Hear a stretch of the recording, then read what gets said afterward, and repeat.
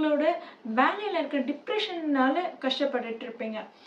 அவங்களுக்கெல்லாம் இந்த ராகு கேது பெயர்ச்சி எந்த மாதிரியான பலன்கள் கொடுக்க போகுதுன்னா, அதாவது கேது முயற்சி ஸ்தானத்துல இருக்காரு. உத்திர நட்சத்திரம் சூரியனோட சாரம் பெற்று இருக்காரு. இதனால உங்களுக்கு கண்டிப்பா வேலையில நல்ல முன்னேற்றம் இருக்க போது. புதுசா யாருன்னா வேலையில மாற்றம் பெறணும், வேலை சேஞ்ச் ஆகணும், தொழில்ல ஒரு நல்ல சேஞ்ச் வரணுன்றவங்களுக்குலாம் இந்த காலகட்டம் ரொம்பவே நல்லா இருக்கு. ஏன்னா குருவோட சாரத்துல ராகுவும் பயணிக்கிறாரு.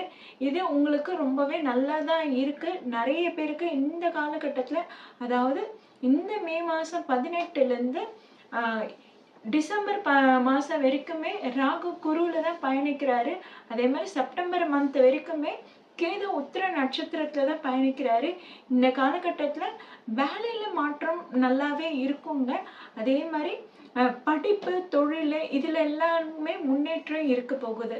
அதே மாதிரி மிதுன ராசியில இருக்கவங்க குழந்தைக்காக காத்துட்டு இருக்கீங்க. ரொம்ப நாள் குழந்தை பிறக்கல, குழந்தைக்கோட அமைப்பு இருக்குமா, குழந்தை எனக்கு பிறக்குமான்னு ரொம்ப ஏக்கம் எடுத்தவங்களுக்கு எல்லாருக்குமே இந்த காலகட்டத்துல குழந்தை வரன் கண்டிப்பா இருக்கு. கண்டிப்பா குழந்தை அமையும். நிறைய பேர் ட்ரீட்மெண்ட் எடுத்தும் குழந்தை பிறக்கல அப்படின்னு நீங்க ஃபீல் பண்றவங்களுக்கு எல்லாம் இந்த டிசம்பர் மந்த்துக்குள்ள கண்டிப்பா பேபி கன்ஃபார்ம் ஆகுங்க. அதே மாதிரி கல்யாணத்துக்காக காத்துட்டு இருக்கவங்களுக்கும் செப்டம்பர் அக்டோபர் மந்த்ல முடியறதுக்கு நிறையவே சான்ஸ் இருக்கு. அந்த காலகட்டத்துல போற நட்சத்திரத்துல கேது பயணம் தொடங்குறாரு. அதனால கல்யாணத்துக்காக யாரெல்லாம் முயற்சி எடுக்கிறீங்க, முக்கியமா லவ் மேரேஜுக்காக யாரெல்லாம் காத்துட்டு இருக்காங்களோ, வீட்டுல தன்னோட சப்போர்ட் கிடைக்குமா, வீட்டுல எப்படியாவது அக்செப்ட் பண்ணிப்பாங்களா இந்த லவ் மேரேஜுக்கு அப்படின்னு யாரெல்லாம் வெயிட் பண்ணிட்டு இருக்காங்களோ அவங்களுக்கும் கண்டிப்பா சக்சஸ் ஆகும்.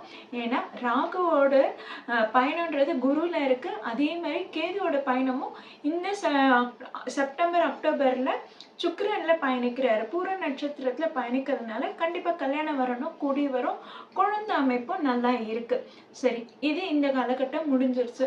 அடுத்ததா எப்படி இருக்கும்னா, டிசம்பருக்கு அப்புறம் ராகு சதய நட்சத்திரத்துல பயணிக்கிறாரு. அதாவது சதய நட்சத்திரமே ராகுவோட சாரம் பெற்றதுதான்.